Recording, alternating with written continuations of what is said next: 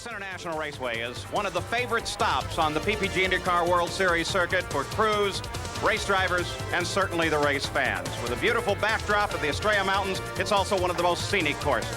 Well, here today, we're ready to contest the third round of the series. Hello and welcome. A race which he has won, and Little Al has not won. Big day for Bobby Rahal. Scott Goodyear with his problems. You saw just a glimpse of him as he's rolling to a stop on the backside of the course. There he is, and that may have an adverse effect on the start of this race. Doesn't look like he's under power, Bobby.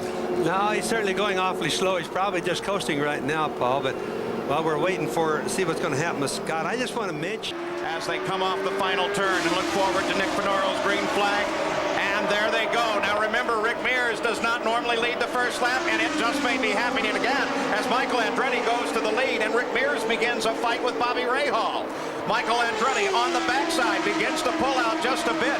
Mears settles in, content to run fast at the finish and not so much at the start. Paul, I don't think he really wanted to lead it. It was obvious when he came down from the start. Rick is a hard starter and a fast one if he wants to. He didn't want to do it. He'd rather see somebody else to lead, which is Michael right now, and to see how the track's going to be. They flip power to the Chevrolet of Andretti. Back at the front of the field, it's another Andretti. This time Michael, and Rick Mears closed up and stuck his nose right under Michael's rear wing. As you can see already, they're going to run in traffic, so the leaders now have to begin to pace. Now that's Rick telling Michael, hey, you know, you're going good, you're leading the race, but I'm here and I can still run up on you when I need to. Now Rick is showing his capabilities right there now. Rick tries a move to the inside. Michael shuts him off as they pace themselves past Randy Lewis and Jeff Wood at the back of the field, and that stretches Rick back just a little bit as they come onto the front stretch. Talking to Rick yesterday, he said it is very hard to pass an equal or nearly equal car in a straight fight. You really have to do it in traffic, so that's obviously on his mind as Danny Sullivan, too,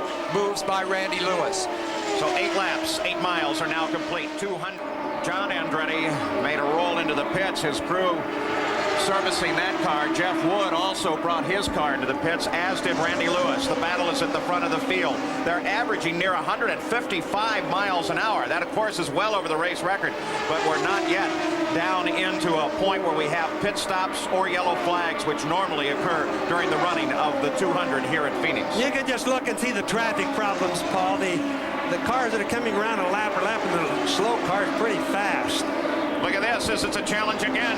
Danny Sullivan tries Mario Andretti to the inside. He's talking to him too, and Fittipaldi is right there. Now Danny's trying to use traffic to get by Mario, but I'll tell you that Mario's a tough one. He's been here 39 times, as you mentioned earlier. He's really hard. This is what Alpha's been looking for a couple of years now. Look at this as Rahal challenges Mears for second, and Rahal takes second place. Rahal right down the inside and past Rick Mears into second. Well, I don't think Rick was ready for that one. He not only passed him, but drove right away for a while. I bet Rick is still trying to figure that one out because I just don't think he expected it, Paul. Is there a time there, Sam Posey, where a driver is so concentrating on what's happening in front loses track on a challenge that's coming? You can in as heavy traffic as we're seeing here at Phoenix, but I doubt very much if Rick Mears was unaware of what's going on behind him, because he almost seems to have periscopic vision. He sees 360 degrees around the car. Michael Andretti, the leader of the race. He's led in all 3 races thus far in the PPG IndyCar World Series this year. Here's Mario, moves to the outside of Rick Mears. Traffic just ahead. Scott Pruitt, Scott Goodyear, and Mario uses the traffic to his advantage and moves forward. But this is exactly, and now you see... Look at Danny Sullivan. Sullivan and Fittipaldi just behind. There goes Sullivan past Rick, and there goes teammate Fittipaldi going to make a try as well. Still, this is the moment that Rick Mears does not panic. He's been in this situation before. He knows he has 2 pit stops coming up at least before the end of the race. Opportunities to rework his car, and you see him shoot by down on the inside. There's his wife, Chris. Danny Sullivan got trapped in that maneuver, was forced down to the inside. Here's picking a car up into the wall. And that is Scott Goodyear. Oh, that's too bad. He was right in the middle of all that traffic, too. Boy, there was a lot of traffic. Things were really getting busy right in there for a while, Paul. So the yellow flag is out. The field flows for the first time here at Phoenix. Michael Andretti has the lead of the race, but we run under caution for the first time as Scott Goodyear, the young Canadian with such a spectacular career going, catches the wall while running in fairly heavy traffic. And in the pits, well, there's Emerson Fittipaldi as they make a change. Jackaroo. Well, they made a a slight change, but the people that think this is just what they need is the Rick Mears team. The car was deteriorating quickly. They were forced to wait for a caution or for a yellow flag. They got the yellow. Rick brings the car down to a stop, and he locks it up, and they're going to make a wing adjustment. Let's go to Gary Gerald. And Jack, Michael Andretti, Mario Andretti in tandem come in. Michael loved the balance of the car. The initial radio reports, we see no wing adjustments being made. It's routine with tires. Now they do make an adjustment. One full turn on the front wing left side as Michael lights it up and gets out of the pits, followed by his father Mario. In the race out of the pits, there goes Michael. Mario just behind. Just behind them, Rick Mears will come into the order. This all being run under the caution as the crews go to work on Scott Goodyear's, and he's out of the car. He's fine. Let's go back to Jack. Luyendyk's team is based here in Phoenix, and sometimes you let a car stay out a little bit to lead a few laps at least in front of the hometown. Now the pace begins to pick up as they come off the fourth turn. The pace car is in. Arie Luyendyk leading for the first time in an IndyCar race since last year's Michigan 500. Of course, the Indy 500 winner with Emerson Fittipaldi lined up in second place and moving to challenge. No traffic for a while.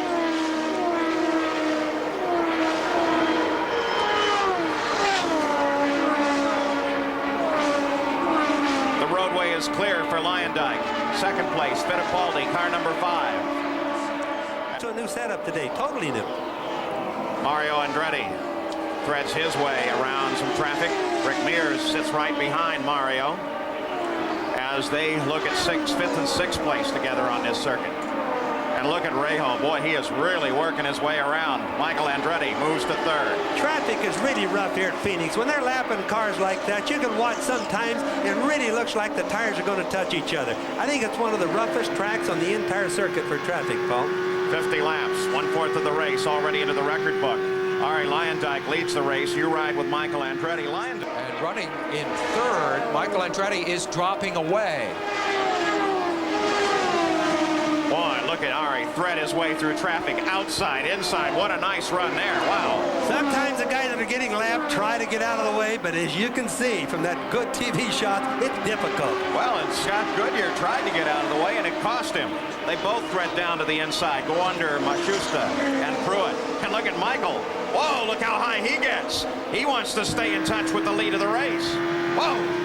This is a big chance for Michael because the leaders were slowed by that bunch of traffic. He had, as I said, been falling back from Emerson Fittipaldi. He made it all up in one chunk. Such is the nature of racing here on this oval at Phoenix. And now Fittipaldi is right there at the back of Luyendyk. Here comes Michael trying to close Fittipaldi. All of them taking advantage of weaving in and out of traffic here. And Emerson is sitting just behind Arie Luyendyk on the circuit, trying to close in, trying to pass, and trying to take the lead away from Arie Luyendyk. As a car into the wall. Looked like Guido Dacco may have caught the wall in turn 3. And Arie Luyendyk very wisely goes for the pits. Indeed, that is Guido Dacco. Got up high, brushed the wall with the right side of his race car. The kart safety team already on the scene. The caution comes out, and Luyendyk heads for the pits. Gary Gerald. We're watching the Arie Luyendyk crew. This is basically a new team since Mo Nunn came over. Big Jim Davis, Peter Parrott, who manages this team. They gambled. They wanted the yellow. They got it. He's off to Jackson, back on track, and this is a happy pit crew. Well, the yellow comes at 66 laps. It's the second yellow of the day. Bobby Rahal made a stop as well. Emerson Fittipaldi, you saw him stop. And there's Guido Dacco climbing out of his race car, and Michael Andretti makes his stop. He was so close. That battle was 1st, 2nd, and 3rd, with Michael sitting in 3rd. This changes the complexion of that run. Well, this onboard camera. See, Dacco just seemed to kind of push up toward the wall as he came off. Now watch this. You think they don't hit this wall a ton? By the way, the cameraman there, Tim Collins, he's okay too. Guido's a little shaken up. Tim may be more shaken up. And look at the wall. Look at the crack. Tried to punch a hole in that thing. That's a hard hit. That just shows you how hard those cars hit sometimes, why the drivers have their... Slow motion from on board Scott Brayton, Bobby. Now just watch it going in. Each car just pivots. The rear end came loose. It was entering the corner right into the turn where the the hardest place to keep the rear none of the car is, and it just jumped out and kerwhammo right into the wall, and you can see it almost punched a hole through the wall. Guido. Well, at the head of the field, it's Mario, then Eddie Cheever. Arie Luyendyk's now back to third. We anticipate a green shortly. With Michael. Eddie Cheever is second, Arie Luyendyk is third, Fittipaldi is fourth, Bobby Rahal is fifth. The green is out again.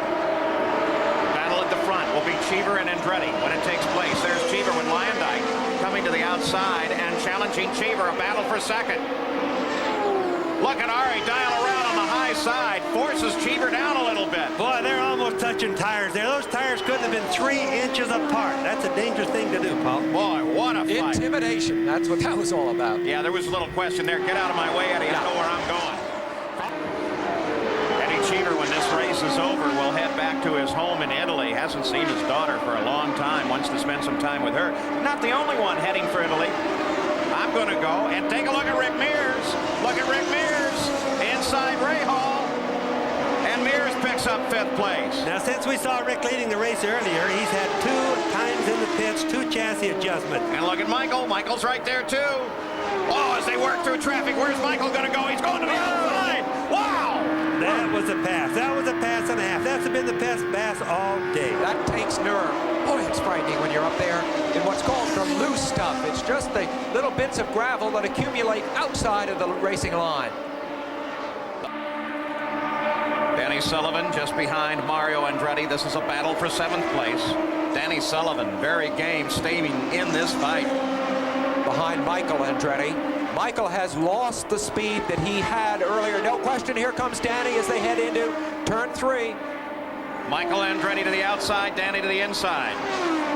Remember, Michael has been experiencing some power plant problems. The crew would love to get him in to try and get it fixed. Danny's the guy that they say is not a real good oval track racer all the time, but a super good road racer. But today, I'd have to say he looks like a look at this fight, too. Here is Cheever as he comes up behind the slower John Andretti. And Emo and Rick are right there fighting just behind him. Cheever gets past John. Now the 2 Penske cars line up. I think they're going to need a traffic engineer out there, Paul. Look at that. Back and forth, 3 and 4 abreast. Rahal comes up to challenge with Rick. You're looking at a fight that's taken you all the way back to 7th place on board with Michael. That's cousin John just ahead. And there goes Danny Sullivan right past Michael. You saw the pass from Michael's car. I've never seen Phoenix like this. They're racing everywhere they can on the track. Why, Bobby? Why? We might not have seen it early in the race, but the guys have decided now, hey, it's time to go for it. This is almost like it. We're the last part of the race, and we're not even halfway into it yet. But there's so much more than that. Is there something new on the car, something aerodynamic that they found that allows this? Not really, Paul. This is just plain racing. These guys are good racers. All of them are best in the world, and they've just decided to go racing right now. Eddie Cheever. Wow, his nose alongside Scott Pruitt, then thanks Scott while still turning off the corner. Well, I wouldn't take my hand off the wheel ever, would you? You know, Cheever's very good at that. You watch him on the onboard camera. If he can, when he moves by somebody, he thanks them for giving him room. Now, just remember, this is only his 2nd year in IndyCar racing. He came from Formula One racing, all road racing, so the guy is still learning, but look how much he's gained in a year. On board with Scott Brayton's car, that is Mario, just behind him. So now you get a good view as Mario comes wide to overhaul Brayton. And Luyendyk, look at Luyendyk with the lower line. Luyendyk, drag race alongside Mario, pushes him high to the outside. Fight for the lead. Arie Luyendyk has it for the moment at the halfway point in this race. 100 laps complete, 100 miles. And Arie Luyendyk back to the front, in front of the hometown crowd. Get from the starter. Of course, that's advisory only. It's not a command to move over. Here, Arie finally makes the try, and look at Cheever. Cheever comes by Mario and picks up 2nd place at the same time. Looking back from Eddie Cheever now, that's Mario just behind him. And now it appears that Mario, no, he's still right there. Mario looked to come off the pace a bit. And now Cheever has to handle up Scott Brayton. So Michael's definitely closing the distance. 3rd place is Fittipaldi, then Rahal, then Sullivan, then Rick Mears, then Al Unser Jr., then 8th is Scott Brayton. Eddie Cheever has dropped back to 9th, and Mario Andretti's dropped back to 10th. Mario made a pit stop on lap 114 for just about 15 seconds, put him off the pace by a lap and a half. Well, what Bobby Unser is talking about, Paul, here's an Andretti backup car. This is the access area, and the panel is loose down in the nose. They get in here to change springs and to make adjustments with the brakes or the radio. That's what's loose. That's what you're seeing flopping up. It doesn't seem to be a real safety hazard, and thus far it doesn't seem to be impacting his performance. Paul? Sam Posey, I wonder how distracting would it be to a driver? It can be very distracting to certain drivers. They really get shaken up when their equipment isn't just so. Michael Andretti is not that kind of a guy. Because of his years of experience, thanks to his dad, he knows to put that stuff right out of his mind. He's very disciplined that way. Well, he's going to stay out. One of the things that would be interesting to see, which everybody will be wondering, will they try to fix that little door that's just hanging loose, Paul, or will they just rip it off and leave it off or try to put it back on? Bobby Rahal challenges Fittipaldi on the backside, and Rahal pushes past him, but Fittipaldi's staying right there. It's a fight for third, and Rahal has it. Team like he had with the Porsche cars and get Roberto Guerrero back. Michael Andretti heads for the pits. Gary Gerould waits. And Paul, we watch the Newman Haas team. This may be the last service of the day. Let's just watch and listen. You see the panel in front hanging. We'll watch and see how they attend to it. Everything routine with tires and fuel. One full turn down on the wing. Now they put the panel back in place. They're going to have to tape it. This is taking a little more time than they expected. Now he's rolling. Luyendyk on pit road. Here's Jackaroo. Arie Luyendyk calmly comes into pit road. Let's listen to the service from his team.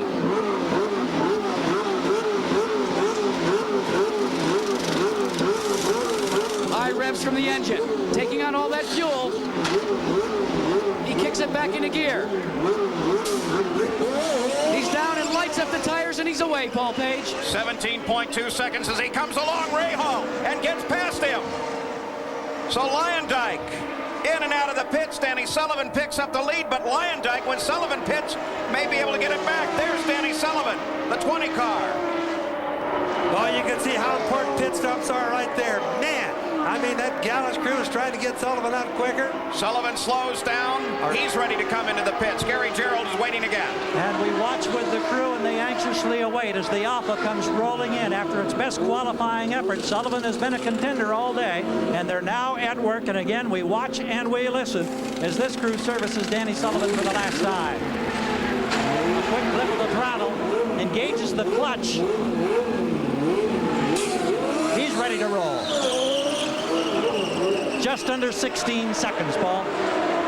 You see Scott Brayton making his stop as the green continues to wave here, and Luyendyk picked up the lead from Danny Sullivan when Sullivan went into the pits. So Arie Luyendyk is back out in front again. He's with his teammate. Leader of the race is Arie Luyendyk. Second place, Bobby Rahal, then Mears, then Fittipaldi, and there's Danny Sullivan. You saw Rick Mears get loose there for a split second. Look at Fittipaldi as he takes it away. Now Sullivan is right there. That was the little slide that Rick suffered, and you see now he's under pressure from Danny. That's that lost momentum we spoke about earlier that had afflicted Michael Andretti. Again, the former teammates, yeah. Sullivan, Mears. Now he has to be very defensive. Rick has to be defensive. There's Chris. She knows this, that she can feel what's going on in the cockpit. They have marvelous communication. Fight is for fourth place now. Sullivan, Mears, Luyendyk still leads. Average speed of the race, 127 miles an hour. Still 11 miles off of Roberto Guerrero's record pace. See, now Rick has gotten his momentum back. He is doing a fabulous defensive job of driving. He's struggling with a car that threatens to jump out from underneath him at any moment.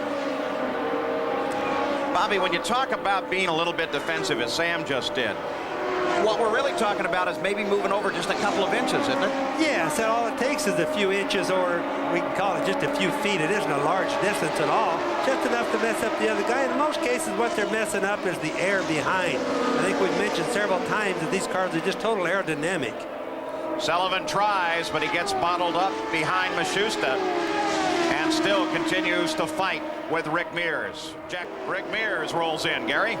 Indeed, Paul, he comes to a stop, and that black-clad Marlboro crew goes to work. It's been a loose race car all day. It's created handling problems. It's probably going to keep him from a third straight victory here at Phoenix International Raceway. He's down off the jacks quickly in just over 10 seconds. Terrific stop, but it comes under green late in the race. And there's the question already answered about Rick Mears, and in that stop, he fell downward, now runs in 7th place as he crosses over the start-finish line in the pits itself. And keep climbing all over the back end of Bobby Rahal in a fight for 2nd place. Luyendyk still leads it. Let's get an update from Gary. All the problems for Bobby Rahal, according to Barry Green, he thinks that they overcooked the right rear tire. That's why it went from under 2 seconds back to 4, and why Rahal has got his hands full trying to hold off Fittipaldi right now. Paul? Fittipaldi closes in again with 5 laps to go on the 2nd place Rahal. When you get a look at the back of Fittipaldi's car, it looks like it may be debris. Is that all it is, Bobby? Yes, it looks like it's just paper that's hung back up on the transmission. Comes out from the tunnels and holding it right there. That's all it is, a piece of paper. Just flapping in the wind there. Nothing that will affect the performance of the car. 2 laps to go. You know, last year after he won the Indianapolis 500, a lot of people said that he could. Didn't. Oh, that was a close one. And look, Rahal slows down there. Rahal drops well off the pace. Danny Sullivan comes into the pits while we watch this fight right here, and something very definitely wrong with Rahal as Fittipaldi and Michael both come past. Well, he lost his momentum, got past on both sides at one time. Yellow flag comes out with the white flag at the same time. There's the problem. Sullivan had been running 5th. He was having that good a day. 3 laps from the end, he was running 5th. And so as the white flag waves with the yellow, here's the man that's going to benefit the most. Could get the race, could be given the race, so to speak, under yellow. That would be because the oil got on the track from the Alpha that the yellow came out, the best we can figure right now. Well, with the pace they've been running, they couldn't have taken the chance. Now, slowly, more slowly than before, behind the PPG pace car, Arie Luyendyk will see the twin checkered flags, scoring his 2nd IndyCar victory. And the tremendous momentum, Meek is happy about that. I'm sure the whole team is just ecstatic. And what kind of momentum? Look at Arie, he drifts over to wave to his team as he passes by the pits. There's a happy man. And boy, is he set now for the Indianapolis 500. It's the first yellow flag finish that we've had here at Phoenix since back in 1977. The Flying Dutchman, Arie Luyendyk.